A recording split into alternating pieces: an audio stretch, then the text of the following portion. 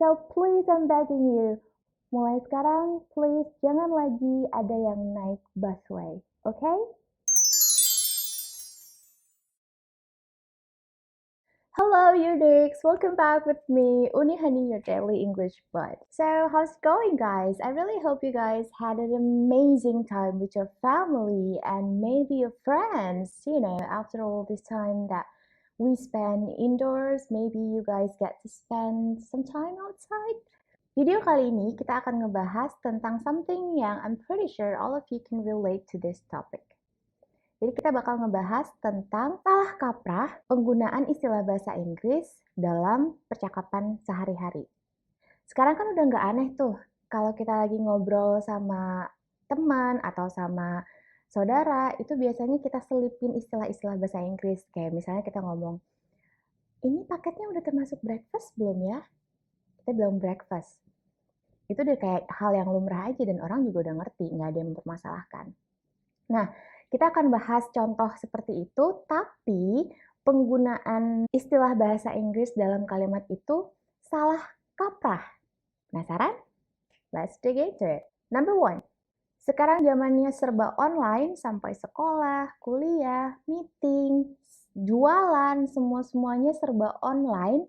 Pasti teman-teman sering banget, atau mungkin salah satu yang pernah melakukan kesalahkaprahan ini. Here's the first case. Guys, gue left duluan ya. Bye. Or, guys, jangan pada left dulu dong. Ada yang mau gue bahas nih. Ada yang tahu kira-kira di mana salahnya? If you said left is the wrong thing to say, then congratulations, you are correct.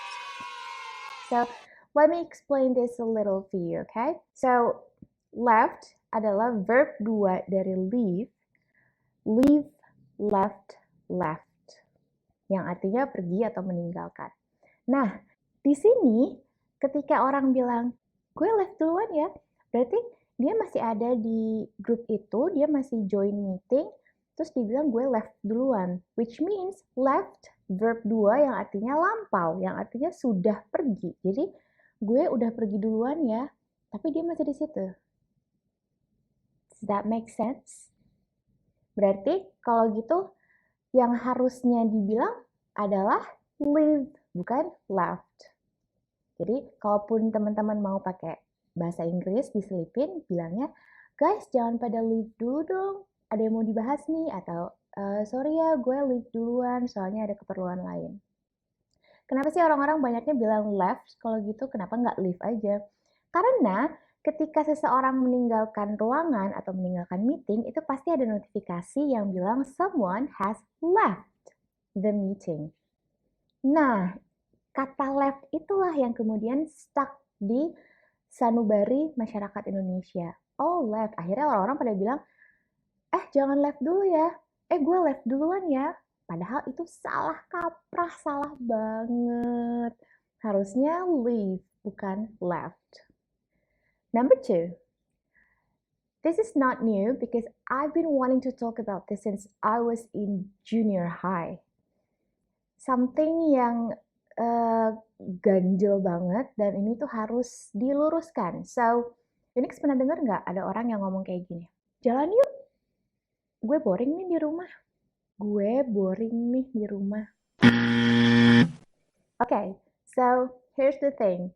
Boring di sini penggunaannya tidak tepat karena yang seharusnya dipakai adalah bored, bukan boring.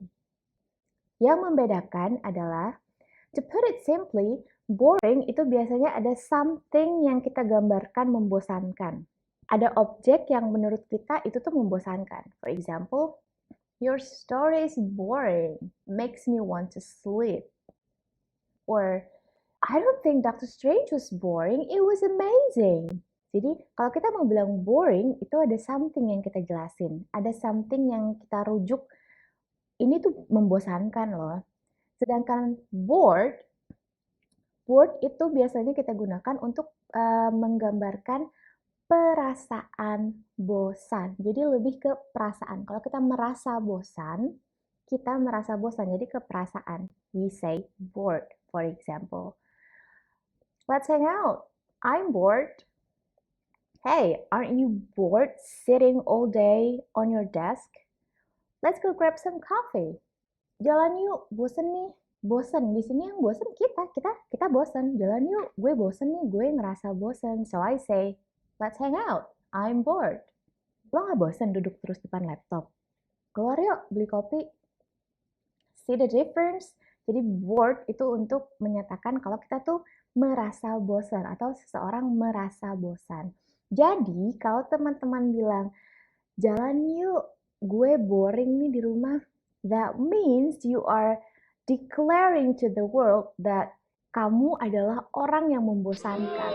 Jalan yuk, gue orang yang membosankan nih di rumah. Which I'm pretty sure that's not what you're going for. Number 3. Okay, so this is a tough topic for me to talk about, but for you guys, I'm willing to talk about this. So the next case is Cie yang bentar lagi mau married. Okay, kenapa di sini married penggunaannya masuk ke dalam salah kaprah?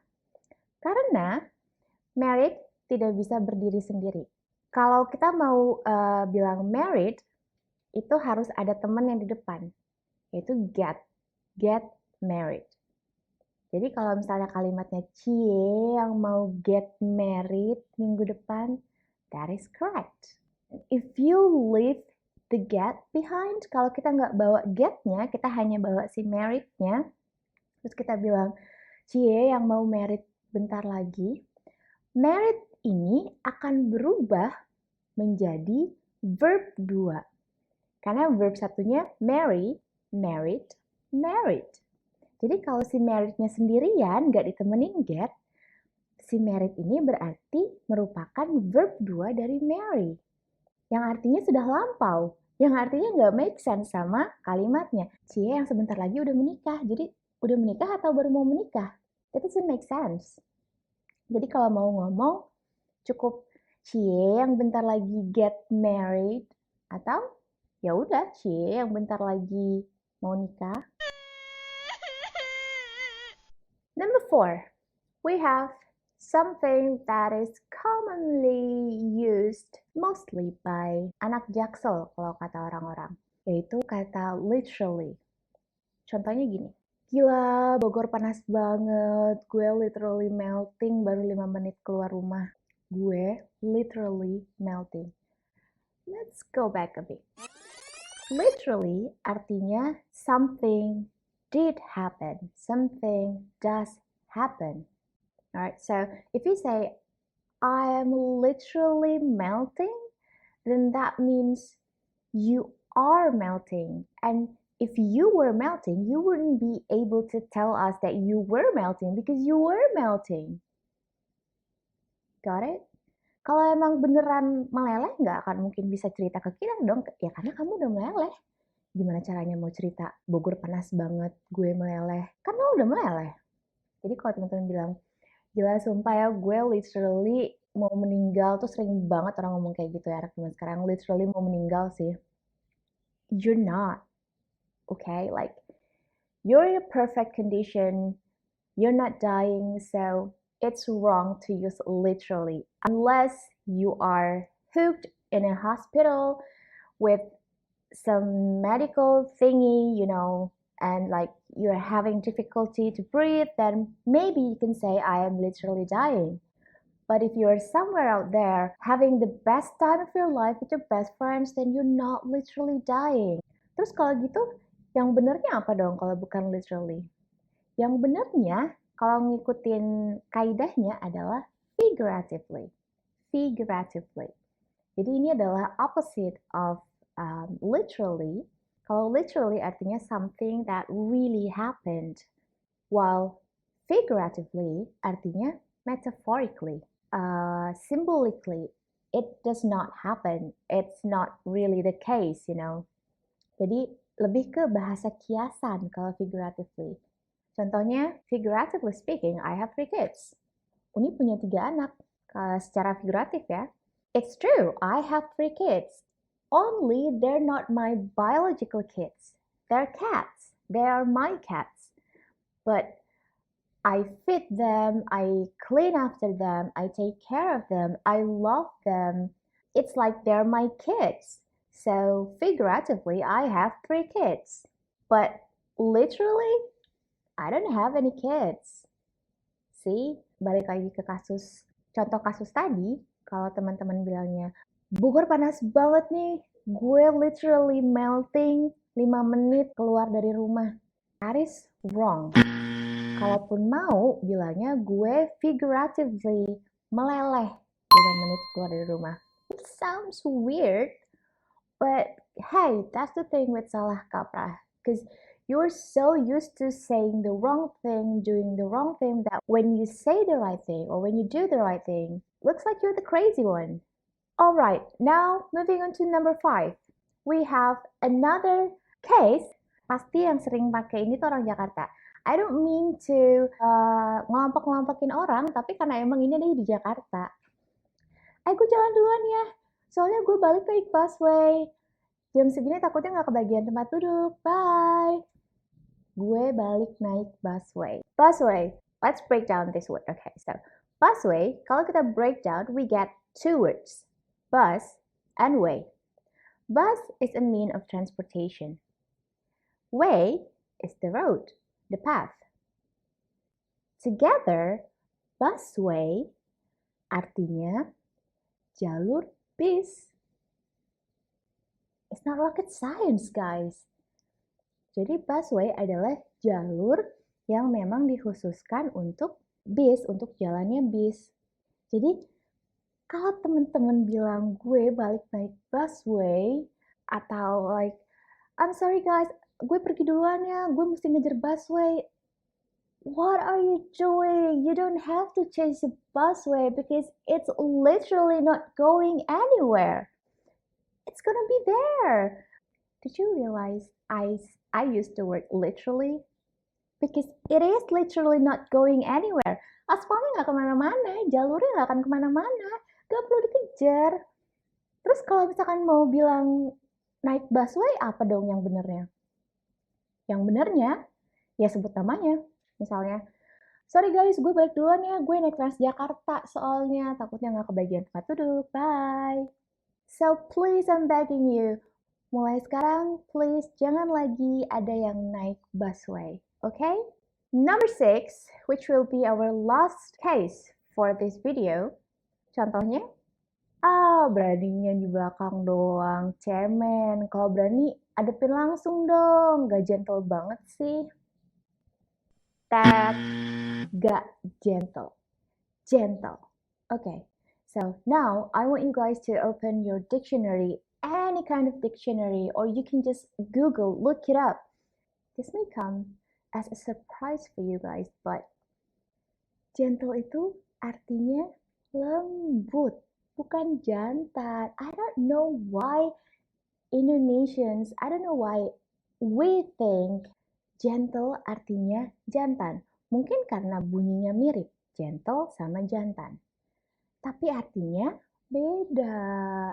Gentle itu artinya lembut, gently, penuh kasih sayang, penuh kelembutan. Jadi kalau teman-teman selama ini mengasosiasikan, lo nggak gentle banget sih dengan sikap pengecut, tidak berani, tidak jantan, that is wrong. Itu salah kaprah, guys. Kalau Unix pengen pakai bahasa Inggris, bisa pakai bahasa Inggrisnya jantan, which is gallant. Gallant.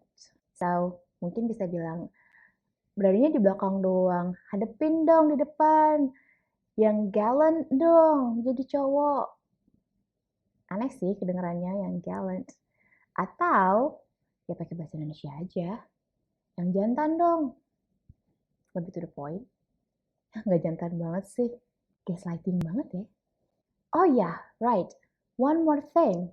Mungkin setelah nonton video ini, Unix banyak yang mikir, oh jadi selama ini salah ya? Oke, kalau gitu berarti, contohnya nih, oke kalau gitu berarti kalau mau ngomong literally diganti sama figuratively. Karena mau improve nih bahasa Inggrisnya, ganti deh sekarang figuratively. Tapi kalau dipikir-pikir, nanti kalau misalkan gue ngomong figuratively, teman-teman gue pada nggak ngerti ngomong apaan loh. Karena mereka sudah terbiasa, yaitu tadi salah kaprah. Suatu kesalahan yang muncul dari kebiasaan yang tidak diperbaiki. Jadi inner circle gue ngertinya literally. Terus kalau gue ngomong figuratively, mereka nggak akan ngerti. Jadi gimana dong, Un? Well, that is entirely your call. Terserah Unix mau ganti dengan istilah yang benar atau mau tetap pakai istilah yang salah kaprah selama ini. That's up to you. At least, even if you're still using the old one, at least you know that you're saying the wrong thing. Paling nggak teman-teman tahu yang benar itu sebenarnya gini. Cuman karena kalau gue ngomong gini orang-orang nggak ngerti, jadi ya udah gue ikut kayak gini. Atau kalau misalkan teman-teman ngerasa ya jangan dong kalau emang itu salah, ya harus kita benerin. Good for you, even better. So you can maybe educate them. Salah loh guys, yang bener tuh bukan literally tapi figuratively. Itu malah lebih bagus lagi. Jadi kita membantu memberantas salah kaprah yang selama ini sudah figuratively mendarah daging di kalangan masyarakat Indonesia. Okay, so I guess that's it for today, and I really hope you guys can gain some new knowledge from this video. Please share this video with your loved ones, and yeah, I guess that's it. I'll see you guys again soon. Until then, stay healthy, Uniques. Bye! Subscribe to my channel for more videos.